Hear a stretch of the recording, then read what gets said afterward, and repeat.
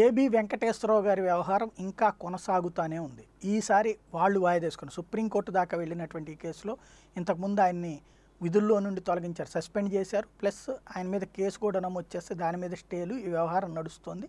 ఏంటి అంటే ఆయన మీద కోపం ఏంటి అంటే 23 మంది ఎమ్మెల్యేలు గతంలో తెలుగుదేశం పార్టీ నుండి వైసీపీ నుండి తెలుగుదేశంలోకి వెళ్ళడానికి కారణమైనటువంటిది ఈయనే చేశారని. ఆయన నాకు అది సంబంధం లేదు అని చెప్తూ ఉన్నారు. బట్ ఆయనే చేశారంటూ కొంతమంది ఎమ్మెల్యేలు అట్లా వెళ్ళినటువంటి వాళ్ళు చెప్పడం, ఈవెన్ తెలుగుదేశంలో కేసీఆర్ నాని లాంటి వాళ్ళు రైట్ చేసినటువంటి నేపథ్యంలో ప్రభుత్వంలో ఉన్నటువంటి పెద్దలకైతే తీవ్ర ఆగ్రహం ఉంది. అందులో భాగంగానే ఆయన ఫోన్ ట్యాపింగ్ ఎక్విప్మెంట్ని ప్రభుత్వం సొమ్ములతో కొనిపించి వాళ్ళ అబ్బాయి సంస్థ పేరుతో కొనిపించి దాన్ని కేంద్ర ప్రభుత్వ అనుమతి తీసుకోకుండా కొనిపించారు. తద్వారా దాని ద్వారా ఫోన్లు ట్యాపింగ్ చేసి ఆ ట్యాపింగ్ ఇన్ఫర్మేషన్ ఆధారంగా వాళ్ళని బ్లాక్మెయిల్ చేసి చేర్పించారన్నటువంటిదే వైసీపీకి ఉన్నటువంటి ఆగ్రహం.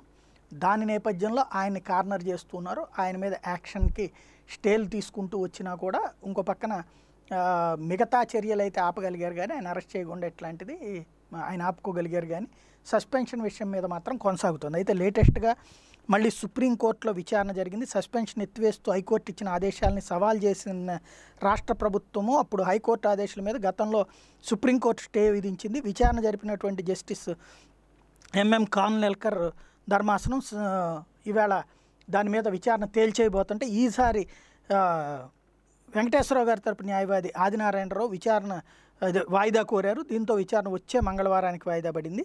మరి ఏం జరుగుతుందనేది చూడాల్సి ఉంది.